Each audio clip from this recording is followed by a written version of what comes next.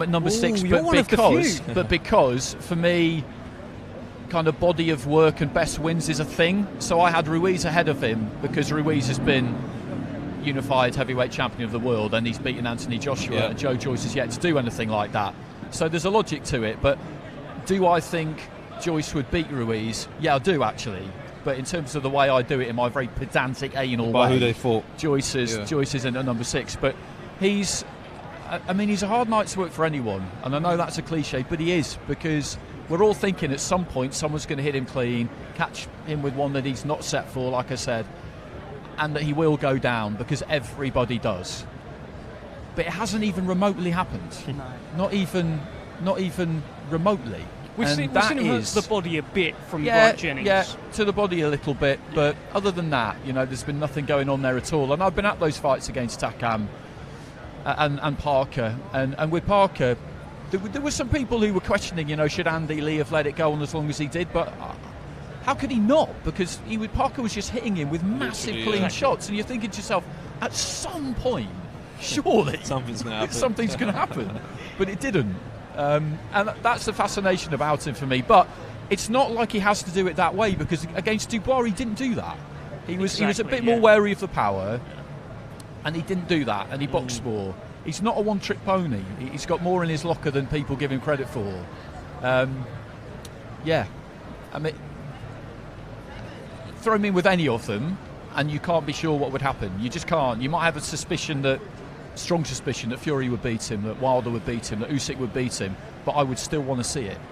Yeah, no, look, it was interesting what you said there about Joseph Parker and how Andy Lee couldn't really pull him out because he was throwing his hardest punches, landing often, landing heavy, landing hard. Like, what more do you want the guy to do, right? But yeah, look, that was a kind of breakout performance, a breakout win for Joe Joyce as well. It feels like, because there's so much going on in the heavyweight division, there's like fights not happening, there's fighters calling out other fighters, and then fights don't happen. It feels like he's kind of like the shining light that's coming through that the British public can get behind. Are you kind of feeling that?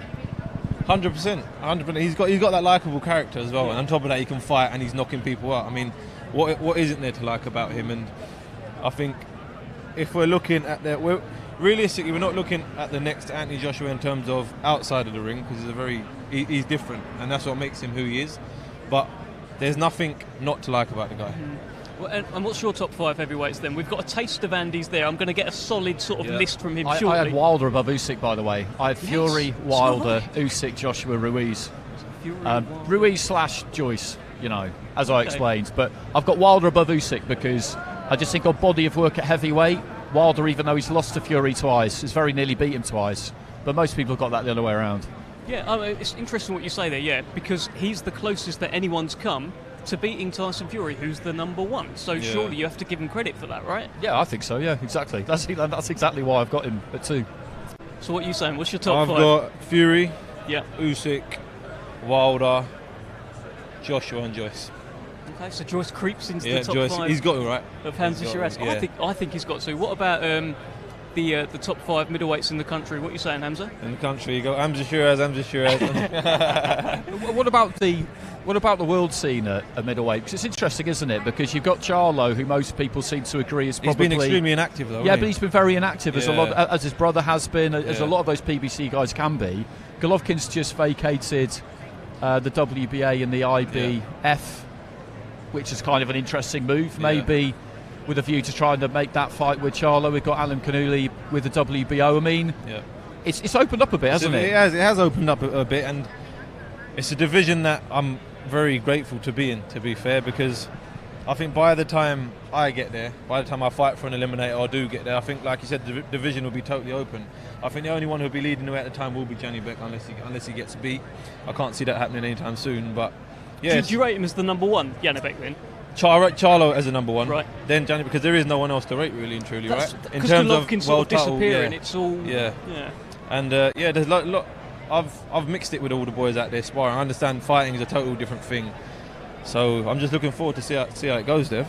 Yeah, look, we are looking forward to seeing this as well. And one of the things that you have done since, it's been quite a few fights now, you've completely relocated over to America in terms of your training camps. Joe Joyce does the same thing. He goes over to Vegas. You're in LA. What are the benefits of doing that? Tell us. I'll tell you the whole reason why I done it is because you look at all the British fighters, right? All the great ones who have won world titles and whatnot. 9 times out of 10, when they take a loss at world level, they relocate to America anyway. They really go to the great trainers out there. They want to pick up new things. So I thought, Amir Khan, Freddie Roach, right? Exactly. So I thought, why not do that when I can, if I get the financial backing to do so? And I was fortunate enough to get that back in, and here we are, 5 camps in LA, and I'm just picking up, learning new things every day when I'm out there. But what are the actual benefits? So I understand that it was a good thing to do pre, but what is it? What was it different to what you were learning here in the UK? American gyms are different, aren't literally, they? Literally. Like, I remember when I first walked in there and I had my first sparring session, I'm telling you, everyone was lining up to get a piece of me. And you got to remember, I was fresh meat at the time. And you see one thing over there, they love inside fighting. They live for inside fight, especially the gym I'm at, Tengus. They live for it. And I remember I couldn't quite mix it with them. I was sparring a Russian, Peter Kamakov. He was a Olympian at good the amateur. time. Yeah, very really good amateur fighter. And I remember the first spar I had with him, really, he absolutely kicked my ass. Like, I remember going back home and I was really upset, like, I've got to do something about this. Then 3 weeks later, it was just a total different spar. So, number one, you get the good get sparring out there. Number two, is the knowledge of the coaches, having someone like Joe Goosen around.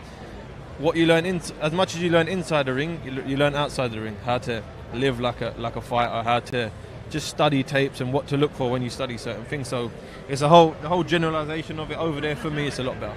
Yeah, and look, and we can see the effects that it's having. I mean, you're just literally knocking everyone out. It's going very well. Andy, why do we see so many UK fighters go over to America? We've heard a glimpse of it there from Hamza. We saw Amir Khan, as soon as he took a loss, he went over, he found Freddie Roach as well.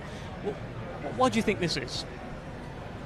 I think it's a combination of things, really. I think sometimes it is quite difficult to find a trainer who's the right fit for you in your local area. If you can do, then great. And if you like being at home during camp and you like that familiarity and you like having your family around, again, that's a good thing. Yeah. But what people do often like to do is take themselves away for camp and really separate themselves from all of that stuff. And if you're going to do that, then you may as well take it to the extreme and really do it and commit to it. Yep. and make that journey across the Atlantic. If you find someone who you feel like you've got a good connection with, because even though it can be a new relationship and you might not know each other as people that well, you need to know that when you're in the corner there, sat on your stool after 9 rounds of a really hard fight and it's in the balance, that they know what to say to you. Yeah, and you know you can trust your coach as well. You know that you trust them. And there's a lot of expertise, a lot of knowledge in the US. I mean, there is here as well, but I think the gyms are different, like you said, and you probably get a higher quality of sparring, because Kamakov was just like, he boxed AIBA pro boxing and qualified for the Olympics like that. Yeah. So like 6 rounds, 8 rounds. So when he turned pro, he'd already been a pro basically. And you run into people like that, and that's kind of invaluable, because fresh meat is the phrase. I remember Andy Lee telling me about his first day in the Kronk and K9 Cornelius Bundridge. When he came through the door and they saw him, they literally screamed fresh meat. That was it, because they scream that at you? No, I haven't been screaming that. Right. But they want to get you in there and give it to you, because they want to see what you're about. Because you're an imposter at that point, and they treat you like one. Literally, until you prove it. What do they treat you like now? Now it's right. I've got more respect there now, and in a few gyms over there, I've got more respect. Don't get me wrong. When you've got a new fellow, when you've got an American come over, obviously always prioritise them, because it is what it is. Yeah. But as long as I beat them up, I'm all right. Because you've been in there a little bit longer now. Now, like, when a young buck comes in, are you there sort of like, who's this sort of thing? Or you know what it is? I've always thought I'd never be like that. But what you almost, because you adapt to your surroundings, you become like them. So when someone walks in the gym, someone new, you think, all right, cool, like, I'll have a bit of that. I'll have a go. But they're certainly not shy as well. So whoever walks through them doors, they can fight regardless of who they are. Well, look, 2 guys that can definitely fight are Zhilei Zhang and Joe Joyce.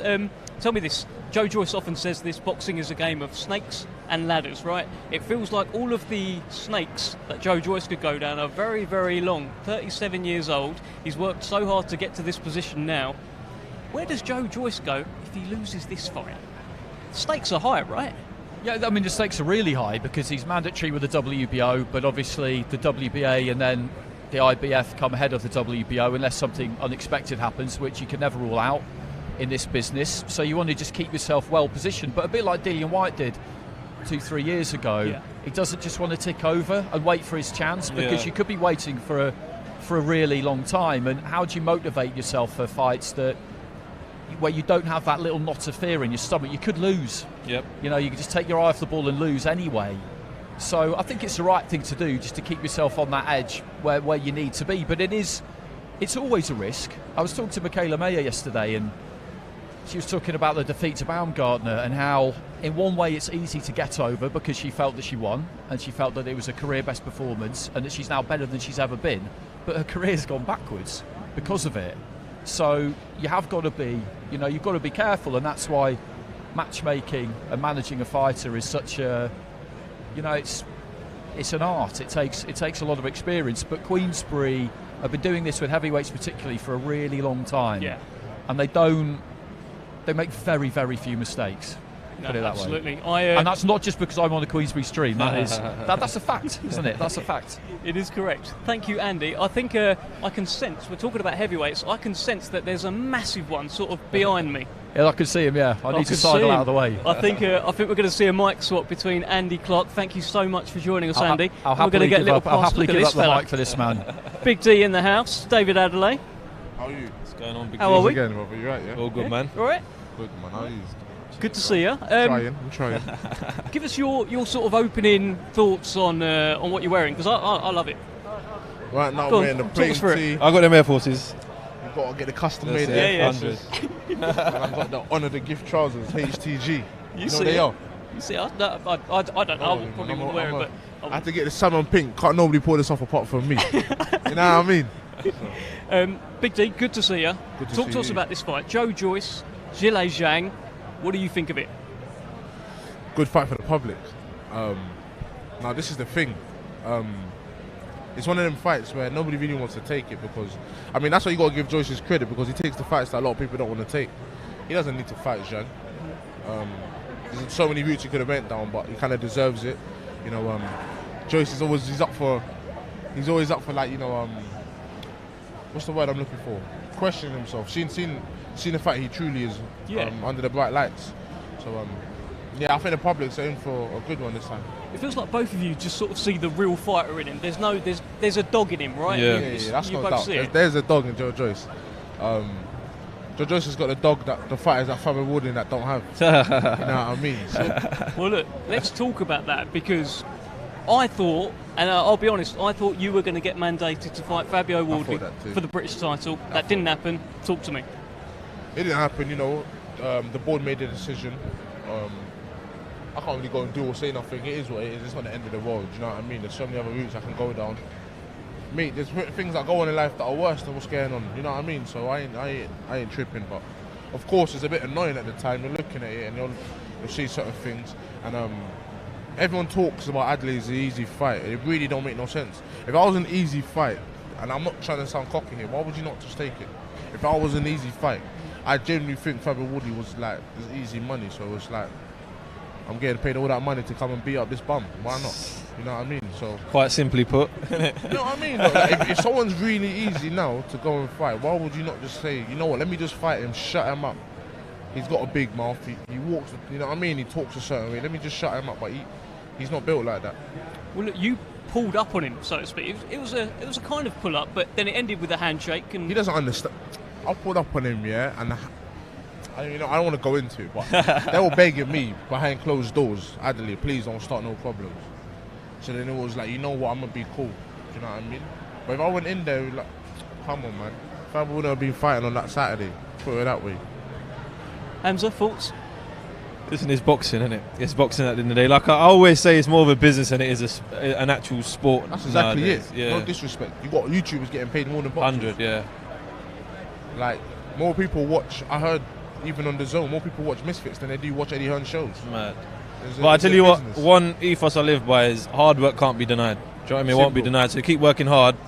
Before you know it, 2-3 years of time, he'll be like challenging for a world title. And these people who didn't want to fight him at the time, where would they be? You don't know. Do you know what I mean? So just keep working hard, innit? That's it, man. I got to keep working hard. And, you know, look, man, we don't fight for the people, we fight for ourselves. But the people's, help us along the way. So I kind of got to focus on myself and just do what I do. go from there. You're always doing what you do, and the last thing we saw you do in the ring was knock someone out pretty Watch clean. what I start doing to my opponents from now on. What have you got? Are you like more angry now? Because I'm telling you, parking them up.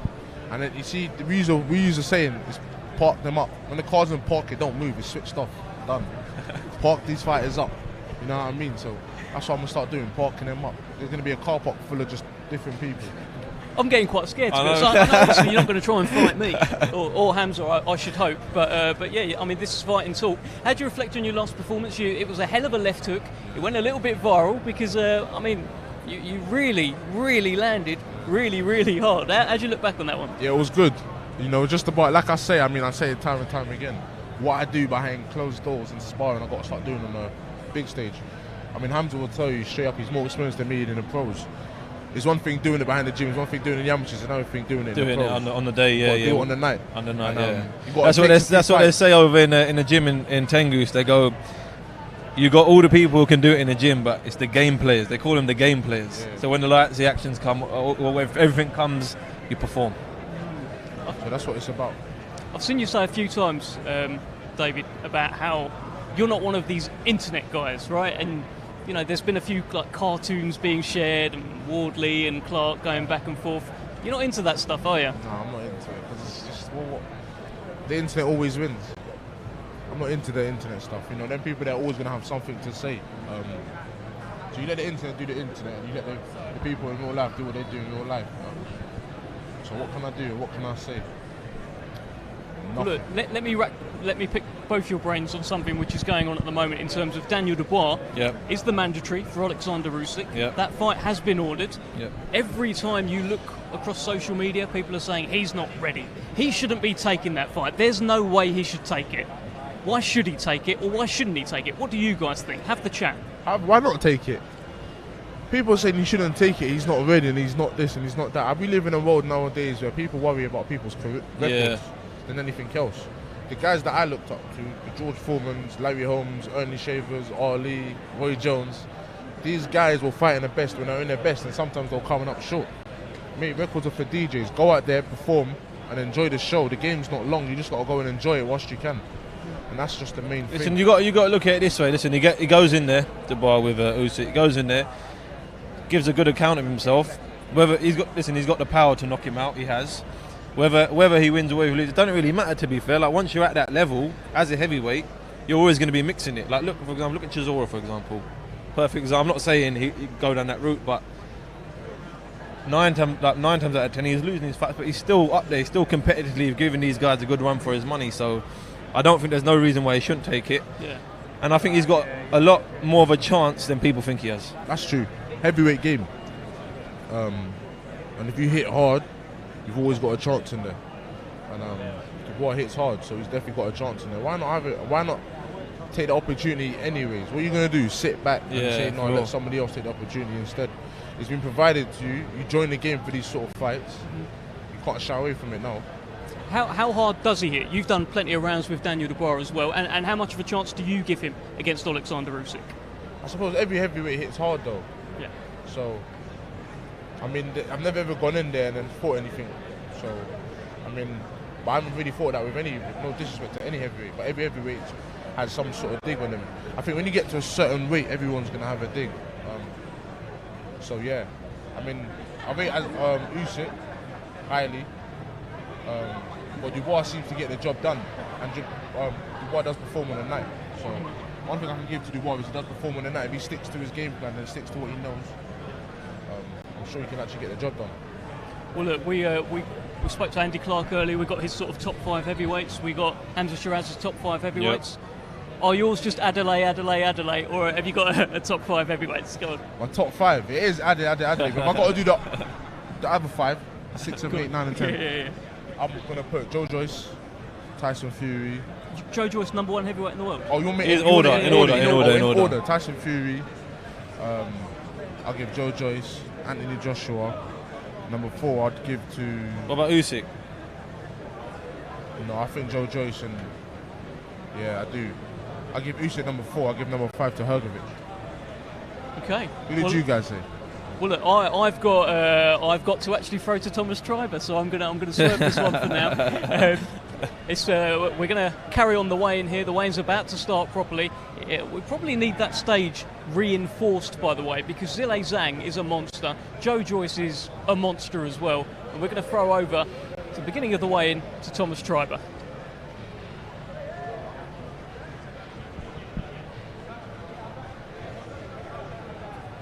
Well, I don't actually think we will throw to Thomas Treiber just yet. So what we will do is I will give you my top 5 and you can rip it apart. Thank you. So for me, I've got Tyson Fury. Oh, I've got David Adelaide as number 1, and then number 2, I've got. That's all right. I've got I had a big Tyson Fury fight, number 2, and now we can indeed throw to Thomas Treiber. There you go. Happy days. Ladies and gentlemen, good afternoon and welcome to the official weigh-in as we get set for a great night of World Championship Boxing to be held tomorrow at the Copper Box Arena in London. It is all being brought to you by Frank Warren on behalf of Queensberry, along with their great sponsors, 32 Red, Foot Asylum, and Unibet. This great event will be televised live beginning at 7 p.m. London time on BT Sport, and also in the United States on ESPN+. Well, ladies and gentlemen, if you have not yet purchased tickets, you can do so by going to ticketmaster.co.uk.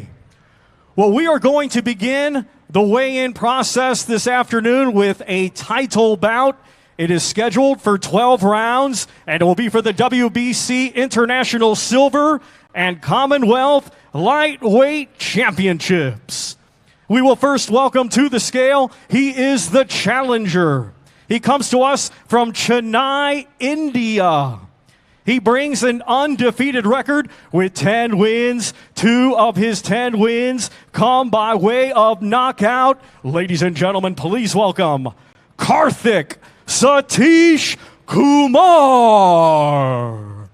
Well, it's fight number 11 for the WBC Asian champion.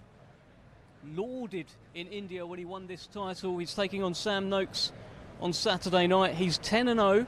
He's got 4 knockouts himself. He hasn't got the 10 that Sam Noakes has got, but he insists he is bringing a war. Good step up for Sam Noakes. I'll be honest with you, I don't know much about him. Well, So 9 stone, 8 pounds Seems to be a little bit of a banger. for Karthik Satish Kumar. well, yeah, Sam Noakes is the guy with the 100% knockout rate, and this guy sounds like he's coming to fight. And now we welcome to the scale the defending champion from Maidstone, Kent, England. He is undefeated with 10 wins, all 10 wins coming by way of knockout. Ladies and gentlemen, let's welcome the reigning and defending WBC International Silver and Commonwealth Lightweight Champion, Sam Midge Noakes. Well, great ovation here for Sam Noakes, fight number 11, defence of his Commonwealth and WBC International Silver Lightweight Championship. He's knocked out everyone so far. 9 stone, 8 pounds, 8 ounces for Sam Noakes. Always in boy's terrific ripped. shape. He is ripped. He's ready to go. I tell Has you he what, not? Sam's one of my favourite UK fighters. You know, the way he goes about his business, I like it, and the way he's getting rid of everyone. He's very watchable, isn't he? He is, and he's a likeable guy as Yeah, well. yeah. Well, let's look at this face-off. He is a nice guy. This is a good little test for him, along his journey. Well, I asked him at Grand Arrivals the other night, why should fans tune in to see you on Saturday? And he said, because it will be all right, I suppose. Once again, ladies and gentlemen, these two competing tomorrow night live on BT Sport in a 12-round contest for the WBC International Silver and Commonwealth Lightweight Championships. At the face-off yesterday at the press conference, there was a little bit of fire from Karthik. There were a few verbals exchanged. I'm not sure what was said, but I don't think Sam Noakes has had someone look at him at a weigh-in like Karthik has. Like, look at him this week like Karthik has. Probably fancies him. Taking it in. Well, who can blame him if that is the case? I've described Sam Noakes as the boy next door who could fill you in. He's got that sort of energy about him. Yeah.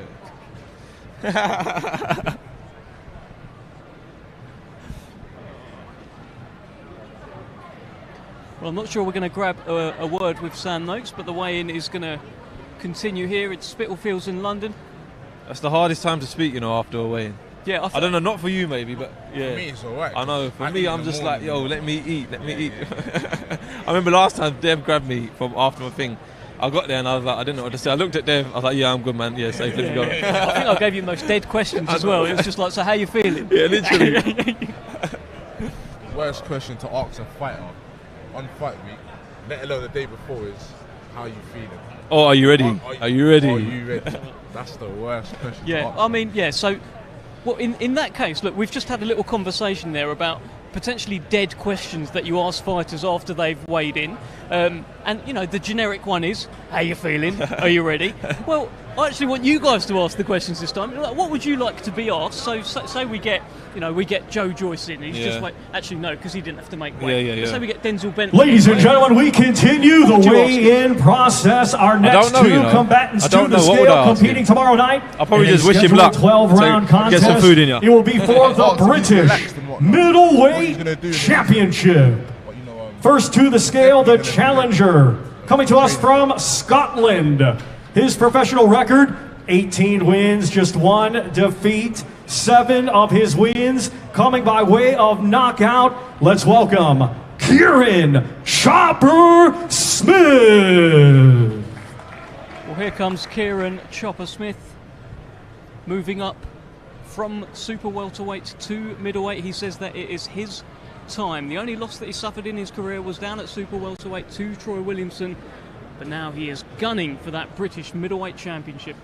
Looks in shape, Hamza? Yeah, pretty good nick, man. But I think he's one of them guys who's always in shape, always training and whatnot, from what I know. 11 stone, 5 pounds, 12 ounces for Kieran Smith. Yeah, he's definitely in shape. He does look good as well. I mean, the fact that he's actually stepping. And now we welcome to the scale the defending champion from Battersea, London, England. He has a professional record consisting of 17 wins, 2 defeats, 1 draw. 4 of his wins come by way of knockout. Let's welcome the reigning and defending British middleweight champion, Denzel "Too Sharp" Bentley. Well, it's fight number 21 for the 2-time British middleweight champion, Denzel Bentley, defending against 11 stone, 5 pounds, 12 ounces for Denzel Bentley. Be a good fight, man. Looking forward to it. Always in shape, always on the money. Let's see what we see from the face-off. Hamza, obviously you're looking at Denzel. Is this a bit of a scouting mission for you? I said it would be if I didn't know, if I wasn't around him all the time throughout my career, fighting on the same cards and whatnot, and even sharing the ring with him in sparring. But not really. It's just here to see how it goes. 160. Let's see, innit?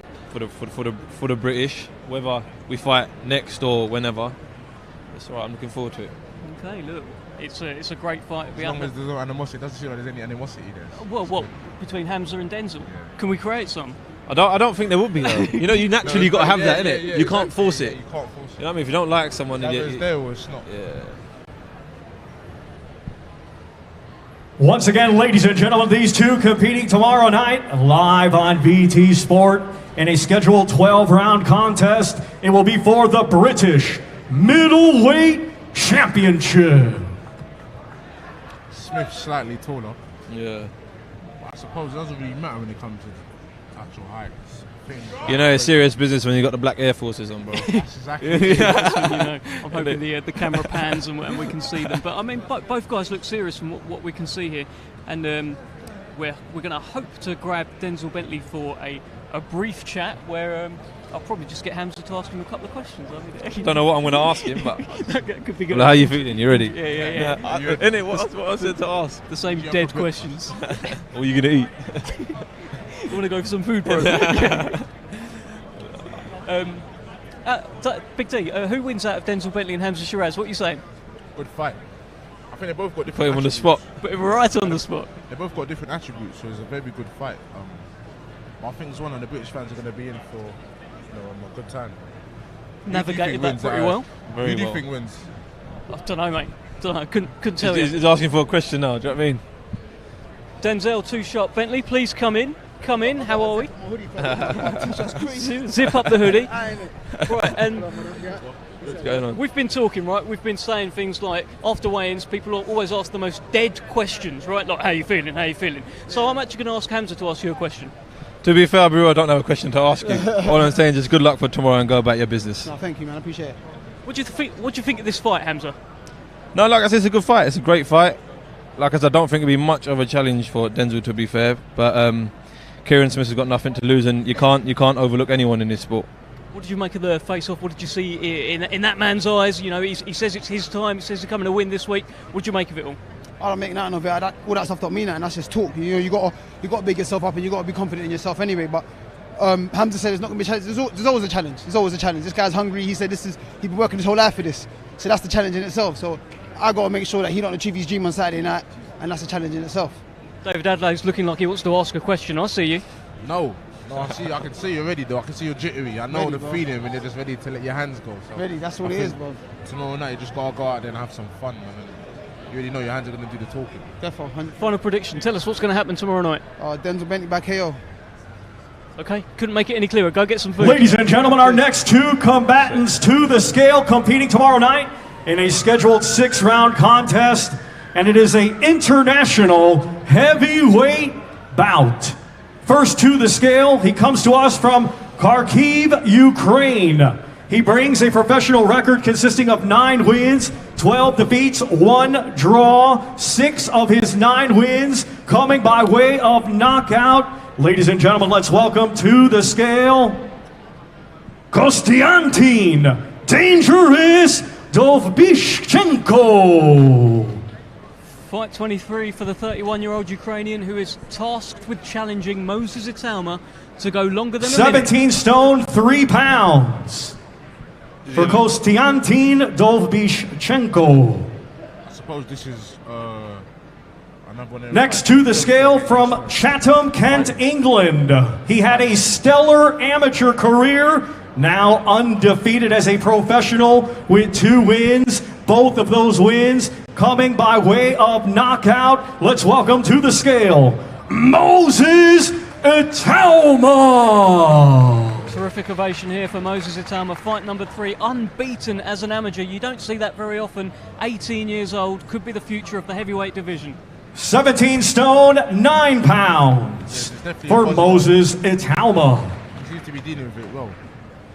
Have you done anything with Moses yet? Have you done any sparring, Dave? No, not yet. It's a small circuit, so I'm assuming he's definitely going to get some work in soon, so it'll be good. He's southpaw, isn't it? Incorrect. He's a southpaw, shows tremendous movement, and the guy that he's fighting, Dovbyshchenko, comes with he's got a losing record, but there are names on there. Once again, ladies and gentlemen, these two competing tomorrow night live on BT Sport in a 6-round international heavyweight contest. If Moses Itauma can indeed get him out of there, and this is the first time someone's bringing a real fire to Moses at a weigh-in, looking right in the eye. Has he been stopped before? Never been stopped. Never been before. stopped, no? And Moses Itauma's fights collectively have not gone longer than a minute. So we are guaranteed some sort of entertainment tomorrow night. That's a good step up. Even if it's small, at least it's a step up. It brings something different to the table.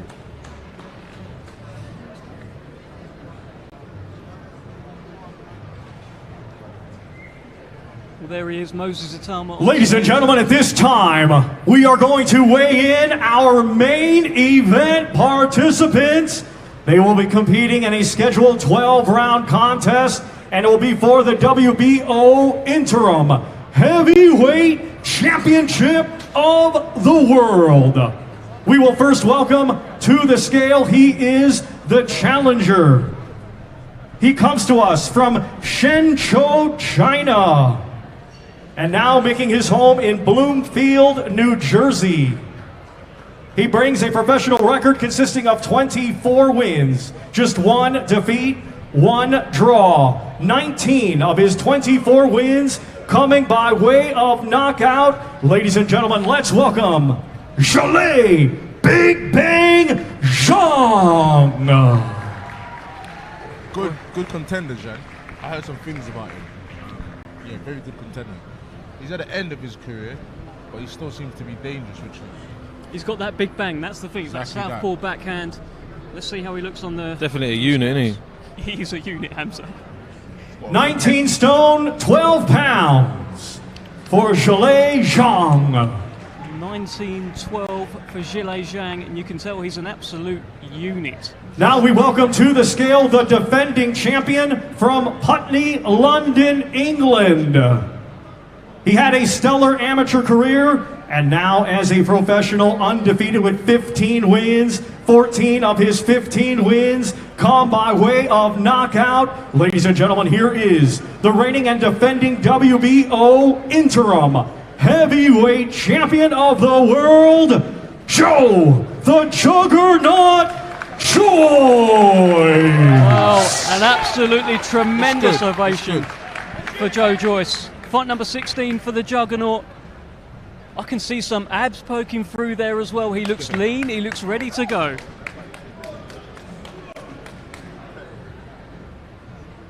Probably broke the scales, didn't he?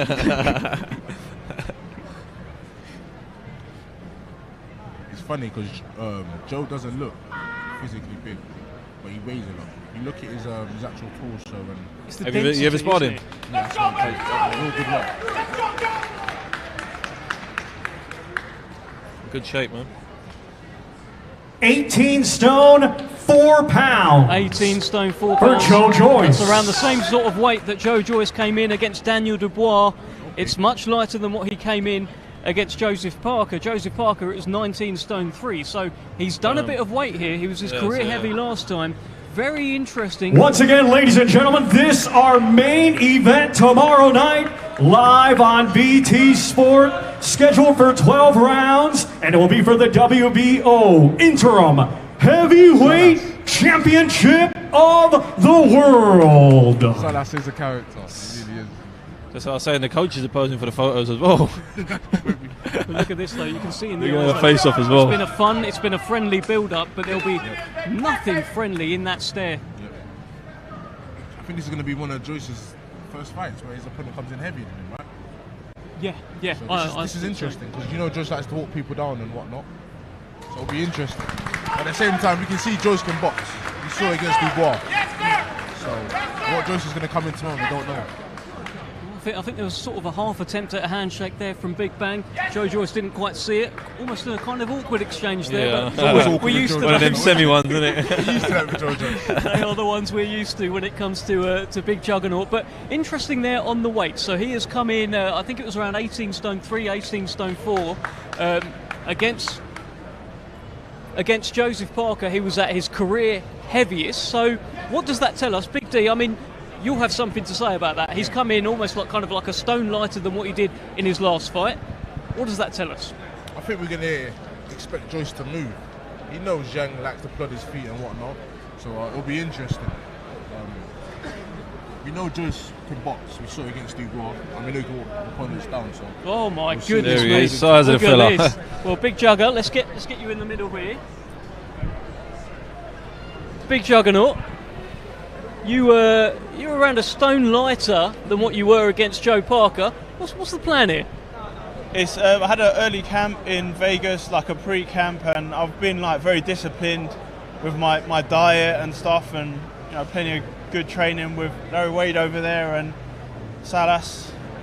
So I've had a long camp, and it's been good, and I'm back to. I don't know. I'm feeling really fit and good, and my abs are popping through. So yeah, I'm ready to fight now. Have you? David Adelaide was saying there. You're boxing someone who's heavier than you. Like he's like a stone heavier than you. That it's not often we see someone see the juggernauting people that are heavier than him. How does that affect everything? Well, I don't know. Be more agile or mobile, but you know, I'll still be coming with the power and the endurance and punch output and toughness. Anything you want to tell Big I was Jugger? going to say, so what are we expecting tomorrow? Are you going to walk him down? Are you going to box him? We've seen you walk people down. We've seen you box. So Yeah. What are we expecting tomorrow? I'm not gonna give away too much, but like I'm gonna see how it all starts and see where I can land the shots and that, and obviously watch what's coming back because there's some big power shots that he's coming with Chinese power. He says so. Yeah, I'm gonna have to watch out. And was it difficult fighting in Southpaw sparring over in America, especially the same size as Zhang? Yeah, it was difficult. I had to fly a few in, and there was some in Vegas and stuff that I sparred with. Like Bruce on a so old fighters were Cuban Southpaw. There's Charles Martin. There's Zach Spiller. Who else? Moses last week as well, didn't you? Yeah, Moses at Talma. Yeah, it was good camp, man. Good sparring. Like I don't think I'm forgetting anyone, but yeah. I want to ask you a question. When you're all coming from America and you're coming to fight, do you fly in a week before, 2 weeks before? Yeah, 2 weeks before. Get used to get over the jet lag and stuff, man. Yeah, definitely. Because a lot of fighters come in a week before and. Also Jack from a guy we call Jack from Uzbekistan. So I'm still thinking. No, but I mean it's safe to say you had the rounds in though. It's good. Yeah. I mean I'm sure you're going to be performing. And are you looking at the top heavyweights right now? Yeah, I'm looking at. Well, I'm looking at my man over there first. But there's plenty of good fights to make after that. But I need to get through him, and then before I can start. Calling people out, yeah, man. But they know I'm here and I'm ready, so. Yeah. We can see that. We can see you're ready. Look, tell me this: the build-up. At times it's been hilarious. At times it's been quite friendly. Has it been too friendly, Joe? Well, I'm a friendly guy until the bell rings, anyway. When does Juggernaut mode switch on? Has it already happened? It's getting there. Yeah, it's getting close to the fight. Only one more sleep till fight night. So yeah, I'll be getting, I'm mentally prepared already. Physically, I'm there. So yeah, it's just I need to, a few more hours, and I'm ready for action. We're going to switch you with Zhang now, but before we do, I want you to just tell them why they should watch you on Saturday night. Because I'm the Juggernaut and I deliver the great fights, exciting fights. So come down, watch me beat up Zhilei Zhang. There you go. Well said, Joe, and best of luck Have a to good you. one, man. Good luck, yeah. We're going to speak now to the Big Bang, who's going to come in with. Dave, you got to do the translation, yeah. Yeah, you got to translate. Big Bang, please. You are some unit. Some unit. Yeah, you okay? All right. Well, look, we saw the face-off, right? We saw the face-off. It looked very, very serious, and everything's been very friendly this week. Has he now switched into fight mode? 这一个周都非常的放松，但是刚才呢，你感觉特别的有杀气。Yeah. 为什么突然变化了？因为明天战争就要到了，然后所以说，然后开始一下这个气氛一下就起来了，然后开始上场厮杀。Because we're 1 day away. I'm feeling the firework. I'm feeling the blood. Tomorrow, that's the day. Well, tell me this. He is around a stone lighter, Joe Joyce. It's not often that Joe Joyce boxes someone who's heavier than him. What effect does that have on the fight? Joyce 比你轻了一点，一般来说他对手都比他轻一点。但是这种你什么感觉？现在？我感觉可能他故意降重了吧，然后他想给我打他的灵活，然后估计他会用他的降重之后身体会更灵活一点嘛。Maybe he did it on purpose. Maybe he want to stay on his toe for the whole fight. That's his strategy. Maybe. And the game plan tomorrow, what is it? I know, of course, is to win, but exactly in what fashion? 明天肯定是想赢的，但是具体有什么样的办法去赢呢？有没有透露一下？明天我们赛场上见。现在一切都准备好了，然后锁定频道，然后1秒钟都不要离开。I don't want to reveal too much, but all I can say is I'm damn ready. So I see him in the ring. Don't blink.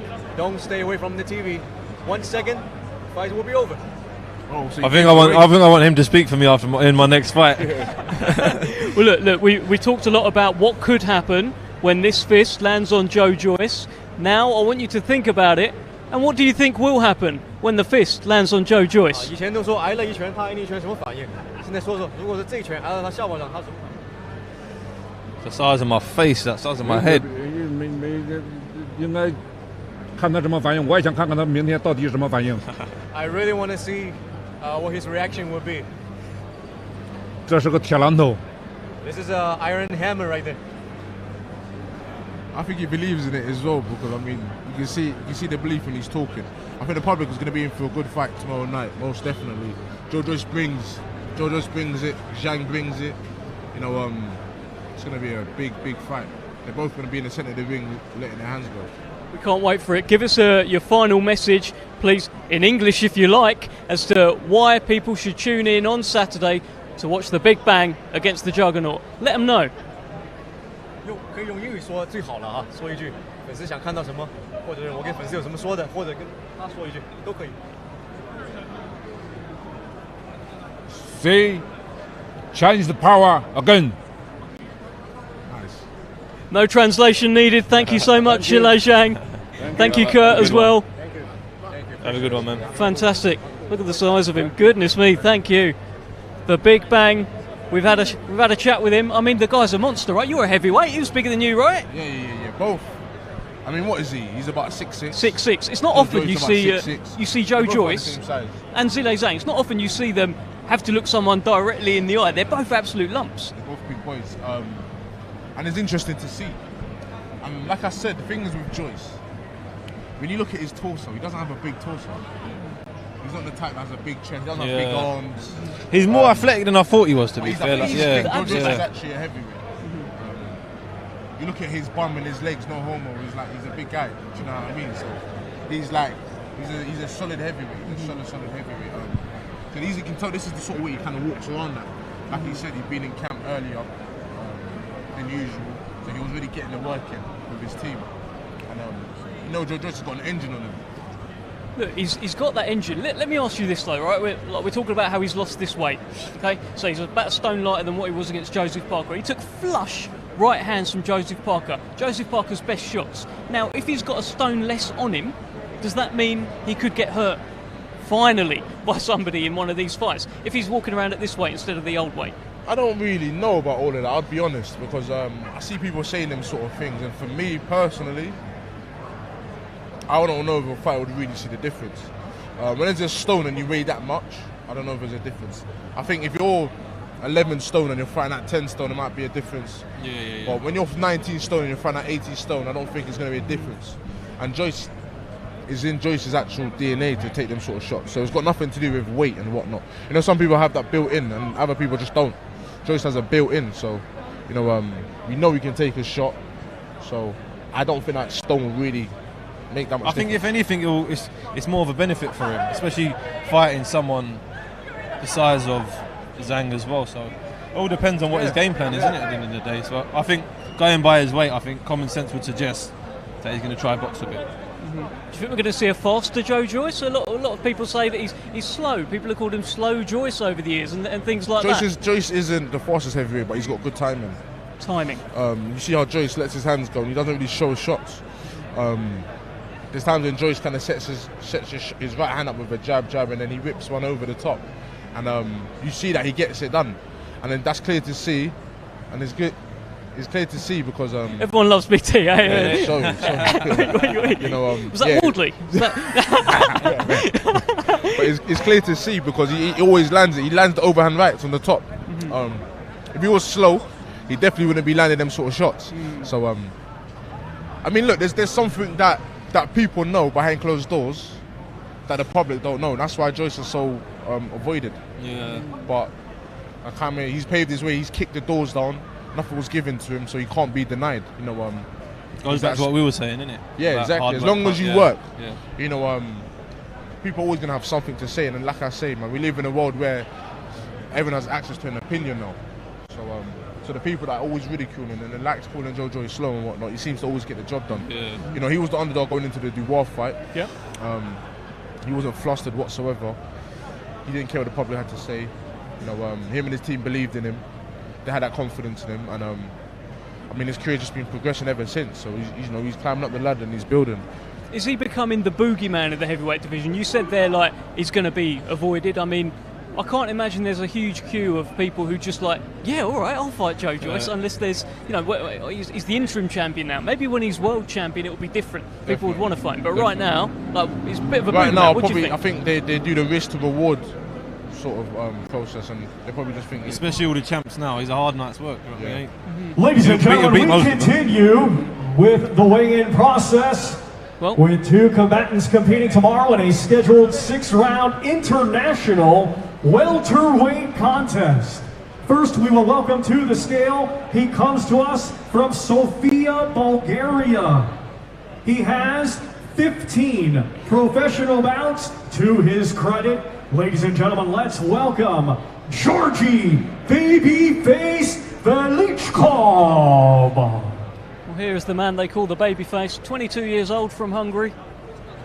That's not a baby face. A little older than 10 22 to stone, me. 2 pounds for Georgi Velichkov. Now to the scale, his opponent tomorrow night from Northampton. Undefeated with 10 victories. Ladies and gentlemen, here is Ethan Jammy James. Fight number 11 for Ethan Jammy James, 10 Northampton. stone, 6 pounds. Super lightweight. He's a Ethan James. very well-schooled fighter. You can Have tell. you done anything with him? No, or- I was in England camps with him. Yes. So you can tell that he's a very, like I said, well-schooled. He does everything correct. But it's just all about how he makes that transition into the pros, but over a longer duration. Yeah. Well, he's 10-0 now as a professional. His last fight was probably his hardest fight. Yeah, I watched that actually. Yes. I was out in gonna the say, US I and watched watched that. Yeah. He got knocked down in the first round, but overcame it. Showed a bit of maturity. I think later on. that'll do him a world of good, though. I reckon tomorrow it'll be a much more developed than he was in his last fight. But let's see tomorrow. This our first live fight tomorrow night on BT Sport. Scheduled for 6 rounds, and it is an international welterweight bout. He's young as well. You know, he's only 22. He's still got some going to do. His manship's still going to come in. You know, Well, he achieved a lot as a youth professional. He was a Commonwealth Youth Gold medalist, was Ethan James, in a fantastic weight division here in the UK, 140 pounds. So many fantastic fighters, and he is looking to make his way through. 10-0 now. This is fight number 11 for Ethan James. The Northampton super lightweight. Northampton's getting quite a few They've good got fighters from Kieran there, aren't Conway. they? Yeah, Kieran Conway. Do you want a bit of Kieran Conway as well? I'd love yeah? it. I think they got Ezra Cannon. Yep. Yeah, Nottingham. Ezra He's Taylor. Nottingham. Yeah, I know what you're saying. He's Nottingham. Our next 2 combatants to the scale. I tried through Ezra, man. My bad, man. I tried. Cruiserweight contest. First to the scale from Manchester.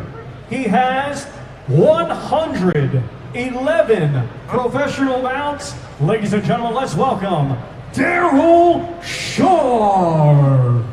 Tough man. 111 professional bouts. You sound like you're getting a headache just hearing that. He's had more fights than people have had whole 13 dinners. stone, 2 pounds for Daryl Sharp. This is just another day in the Now office. to the done. scale from London, undefeated with 1 win. That 1 win comes by way of knockout. Ladies and gentlemen, also by way of Ghana, here is Freezy McBone. Freezy looks like the cruiserweight version of me. 12 stone, 12 He's a character, pounds. Freezy. He likes to swing. He likes to fight. You know, he draws in a bit of a crowd. It'll be interesting to see if he stops Daryl Sharp. Yeah, I mean, I think this is a good match because Freezy likes to swing and let his hands go. And of course, I really don't know much about Daryl Sharp, but He don't really the get fact that he's stopped. got 111 Yeah, bouts, he he don't knows get his way around the ring as well. We got Tommy Fletcher, who's at cruiserweight, who's a big puncher. He took Tommy Fletcher the distance. Once again, a few ladies fights and ago. gentlemen, these 2 competing tomorrow night in a scheduled 4-round cruiserweight contest. Looks angry, doesn't he? Yeah. He's pissed. Freezy is ready to go. It's a hell of a story that he's got. Yes, I heard it. He said he was homeless for 3 weeks. He was working in the kitchen. You know, he's had a hard graft, so I think he's kind of. He fights for a lot more than exactly what you that. see. You know what I mean? I know he's getting to reap the rewards. You know, he's living the dream right now. You can't go wrong. Yeah, good on him. He's not stopped smiling all week until he's good. just faced off with. These are the moments you have to embrace, and you know they always say, and even the likes of like people like me, I'm always looking at the big boys, and I want to be at that level, but I have to remember to enjoy the journey at the level I'm at now. Yeah. Because when you do get to that level at the top, you're gonna be like, you know what, I never enjoyed it on the whole come up. You kind of forget. I remember when I was 2-0, 3-0, I was fighting in COVID behind closed doors on 4 unders. I just wanted to fight certain names. We was on the same show, do you remember? Exactly that. Yeah, so I think we're going to try and grab a chat with Freezy. But what you're saying there, you're absolutely right. It's about the journey, right? You've got to enjoy the journey.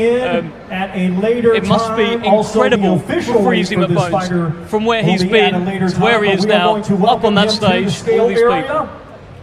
He is competing against Richard Helm from Manchester tomorrow in a scheduled 6-round international super lightweight contest. Let's welcome to the scale from Upminster, undefeated with 5 victories, Sonny Liston Ali.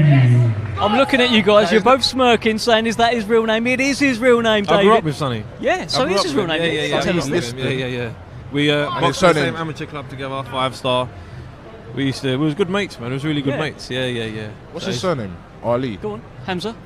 It's Ali. Yeah, isn't it? Sonny Liston. That's his full name, Sonny Liston Ali. If you guys could see David Adelaide's face now, he's a good fighter, Sonny, man. He's got some boots to fill. He's got the Elvis Presley look. He's got a lot of boots to fill. There's a lot of names in there, but he's 5-0 now as a professional. And look, he's got a tough guy in front of him on Saturday night as well. And I think we're gonna bring in Freezy. Freezy McBlones, please. Well, ladies and gentlemen, this does conclude today's weigh-in. We thank you for joining us. Jump in.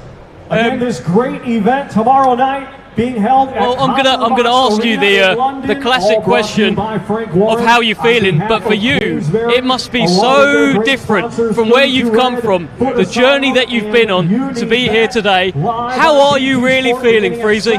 I'm excited. I'm very happy, and what I've been praying for, now God has answered my prayers, and I have it now. So the rest is me. Tomorrow evening. Tomorrow night, BT Sports, to put in to show my skills, and do what Freezy does best. Look, David Adelaide, who's behind you, he was saying, he's a fan. He loves your energy. Any word for this man? He was talking about how you should take in every single moment here. Anything you want to tell Big Freezy? No, he already knows. Just enjoy the show. The stage you're at now, you'll never be at again. And I always say, man, everyone dreams of getting to the big stages, and when we get there, we forget the journey. So you have to enjoy the journey, and just soak it in. When you're doing the 4-6 rounders, it's an achievement in itself. And sometimes we forget to pat ourselves on the back for our small achievements. You turn a professional was an achievement. We want to know now an achievement. Tomorrow you're going to be 2-0. So just enjoy the show. Have fun. You've come from a hard background. Everyone knows you'll come up. So it's about enjoying it. I appreciate that, brother. Thank you so much. We all need the people like him to be around with, you know what I'm saying? So because they've been there before. They know how it feel like. They know how rough and good, sweet, how it's going, So when people like that give you the advice, you need to take it, you know what I'm saying? So just enjoy it. So it's my birthday tomorrow night. Well, tell me this, it may well be your birthday, but the guy you're fighting doesn't get stopped very often. He could come and try and ruin your birthday. What's going to happen in there, Freezy? Yeah, listen, everyone is different. You know what I'm saying? And if you believe yourself, you believe your skills, you believe your hard work, and what you have put in the gym, listen, you're just going there to have fun. Enjoy yourself. Enjoy yourself, exactly, So obviously he before a lot of people. You know what I'm saying? This guy had a 20 fight in a year. Bro, he's a different. And I think he deserves everything he had now because he put in the work. And boxing is not a joke. It's serious business. So a man sacrificed himself, to get in the ring, 20 fights a year. Man, it's not easy. Yeah. He looked like he fights every week. You know what I'm saying? So for me, pretty much does. Yeah, exactly. So I need to come out with different attitude, different character. Definitely. Man strong. And I always gonna remember where I'm coming from. That keep me grounded and strong and grounded and become a man I am right now. So I'm gonna use all these kind of characters and attitude in the ring tomorrow night. What I'd like you to do, Freezy, that camera there, that's looking at you. I want you to tell them why everyone should be getting behind Freezy McBones tomorrow night.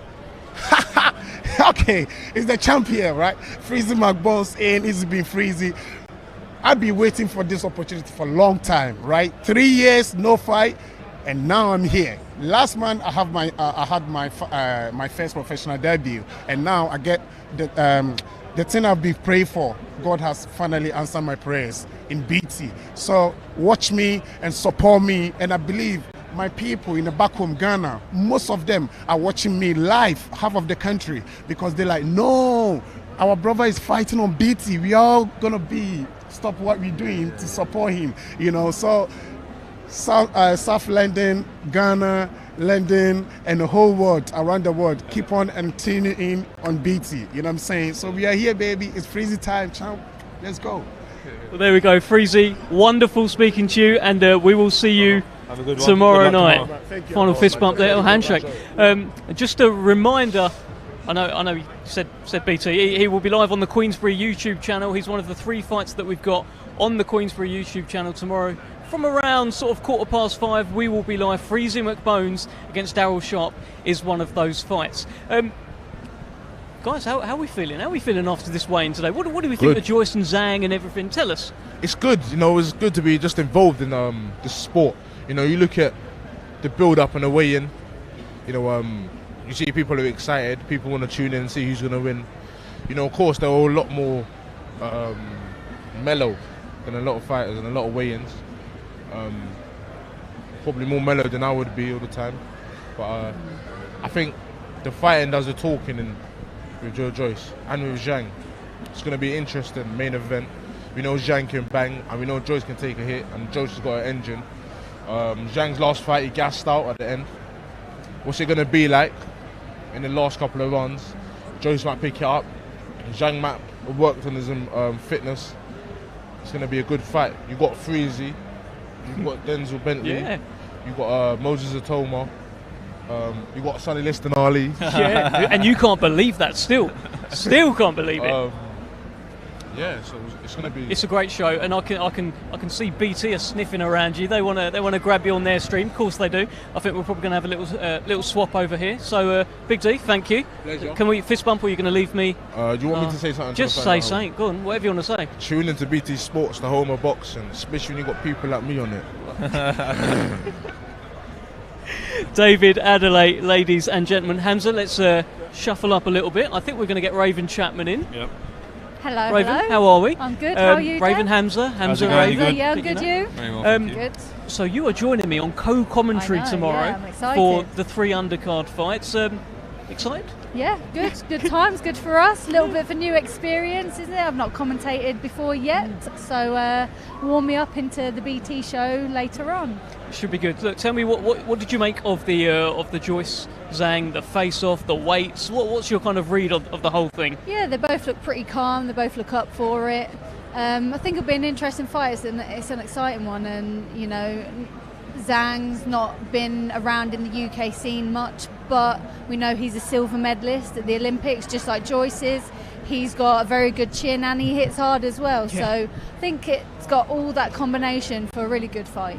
Well, look, tell me this, and this is the question to both of you guys about how kind of friendly it's been. It didn't seem too friendly during the face-off, but like during fight week, they're having a laugh, they're having a joke. There's been stuff lost in translation. There's chat get zanged. There's all of this sort of stuff. Like, do you? I don't know. Does it take something away? Do you need the animosity ahead of Saturday, or can you have a friendly build-up? Not necessarily. You don't always need it. I think if the natural needle's there, then it's there. And it's a lot more organic. And at the end of the day, when you've got 2 fighters who want to rip each other's heads off, it's obviously it is fun for the fans. Yeah. But at the same time, when you've got fighters who appreciate one another and they understand what they're doing for the fans and what they're putting on for it, you also appreciate that as well. So, like I said, we need Joe Joyce in yes, UK we boxing. do. Yes, no, we 100%. I agree. You know, if that animosity isn't there, you can see through it. It's fake. No need to force it. Yeah, exactly. And you know, if you're having a laugh, having good times in camp, then that's showing their personalities as well, and that's showing their real selves. And I think that's really important too. Let me ask you this, right? There's always this talk about how in the build-up to fights, Tyson Fury gets into his opponent's head, you know, Batman costumes and all of this stuff. Up with Dillian Whyte on the stage, he was dancing, etc. He's never lost, and there was a feeling that maybe he took something out of Dillian Whyte before that fight by sort of making friends with him. Is Joe Joyce sort of secretly doing the same sort of thing with his awkward humour? He could be, but I think that's just Joyce, isn't it? Yeah. I think he's just himself, and if that is what happens and it works, then he's only being himself and still getting inside the opponent's head and changing things up. So it's only a win-win. I think if he is doing it, he's doing it without realising. Yeah. Would he get into your head? Who's that? Say you and Joe Joyce were fighting, obviously Yeah. not. But Yeah. like, would you, if you were having a laugh with him in fight week, like, how would you deal with that? I think it all depends how it comes down to you as a person, right? How you take it, how you perceive things. Really, really and truly no, because I know he's a knockout artist, and Yes. I know what the end goal is. You know what I mean? Yes. He's softening you up, and then when you get in there, he's just going to literally just take lumps out of you. So as long as you understand what you're doing and why you're doing it, it's all right. It's not too bad. It's not too much. Look, I was speaking to Hamza earlier and David about kind of landing your best shot on someone and what effect it would have on you. And everyone, maybe apart from Daniel Dubois, has landed their best shot on Joe Joyce, and he just keeps on walking forward. What does that do to you as a fighter? It definitely make you question yourself. If they've just taken the best thing that you've given and best thing that you've got, and they are still coming forwards, it'll make you have to think you've got to reevaluate and maybe change things up a little bit. If you know you're not going to get them out of there with one big shot or a combination of big shots, how are you going to adapt, how are you going to change that? And that can be hard for a fight, especially if you haven't prepared for that. Sometimes I'm watching his fights and I'm exhausted on his opponent's behalf. Joseph Parker looked completely gassed after like 2 or 3 rounds. It must be very difficult having that constant punch volume just coming against you. Have either of you come up against anything like that yet? I think that's how people find me in the other way. That's me as a fighter, so I've never had it back. Female juggernaut. Yeah, that's it. No, it is. I've had a lot of it in sparring as well. I haven't had it in the fight just yet, but it gets annoying because they don't give you time to think. Yeah. And God forbid getting hit by one of Joe's punches. He's throwing however many punches he's throwing, but with the power behind it, you can't think. And at the same time, if you get hit with him, you're getting knocked out. Give us your final word on this, Raven. Your prediction for the main event. How do you see this going? I see it late round stoppage for Joyce, round 10. I'm going within the first 4 rounds. I'm going Joe Joyce to take him out within the first 4 rounds. Interesting. So normally the idea has been that he juggernauts them late. You think he'll get him out of there quick? I think he'll get him out of there quick. I don't know. I just have a feeling. I think based on Zhang's performances, if I was Joe Joyce's coach, I'd say just get him out there early. I think Zhang might be too tough.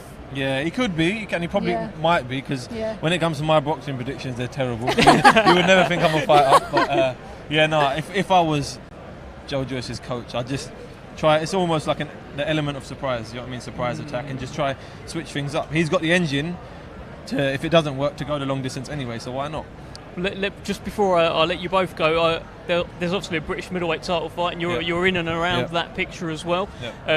Tell me, how much of a close eye are you keeping on Denzel Bentley versus Kieran Smith tomorrow? An extremely close eye. If anything, I'll be like, I'm basically in the ring with him, in spirit. Are you going to get in the ring after? Are you going to jump in? Go in and pull him out? No, but listen, at the end of this, like I said, it's the 160-pound division. Frank Warren Promotions, Denzel Bentley, Nathan Heaney. I've been saying it for ages. It's easy fights to make on the paper. Let's make it happen and see who's number one at 160. Absolutely. Exciting. Brilliant. I love that. Well, Hamza, thank you. Thank you for joining me. You've been brilliant. Pleasure. Raven, had you for about 2 minutes, but thank you That's for good. joining me. I'll see you tomorrow for a bit See longer. you tomorrow for a bit longer. Well, that's it. That concludes our... we're talking over here. That concludes our weigh-in here today at Spitalfields. It's been quite something. We've seen Joe Joyce come in around a stone lighter than what he did against Joseph Parker. Does that mean he's going to be moving around more? What does it mean? Because he's fighting someone heavier than him. That doesn't normally happen with the Juggernaut. Join us from around 5:30 on the Queensberry YouTube page for the prelim bouts, and then 7 o'clock live on BT Sport 1, a monster of a card headlined by 2 giants. Joe the Juggernaut Joyce, Zhilei Big Bang Zhang, WBO interim heavyweight title on the line. Do not miss it. In boxing, the heavyweight division always hits the hardest. Whilst Tyson Fury and Alexander Usyk hold all the jewels, one contender stands alone as the biggest threat to the champions. Everybody else is scared of you! A man who has not once tasted defeat, who knows no backward step and never retreats, who crushes whatever stands at his feet. Joe Joyce by knockout. They call him the Juggernaut. Unbeaten, Joe Joyce is on a mission to become the heavyweight king with his granite chin, thudding power, and relentless engine. It is only a matter of time before this Olympic silver medalist gets his hands on the gold. Or is it? Whilst the Juggernaut has steamrolled his way to mandatory challenger, there is now a great wall that stands in his way. A gigantic block that nobody has yet to truly climb over. The Big Bang. Zhilei Zhang has been watching, waiting, wanting, just like Joyce. He has silver, he plans to make gold. Power, punch resistance, heart. A colossus that should have his own position in the queue to the World's Heavyweight Championship. That was unfairly taken from him. On Saturday, April 15th, two giants collide as unbeaten heavyweight juggernaut Joe Joyce takes on Zhilei Big Bang Zhang at London's Copper Box Arena.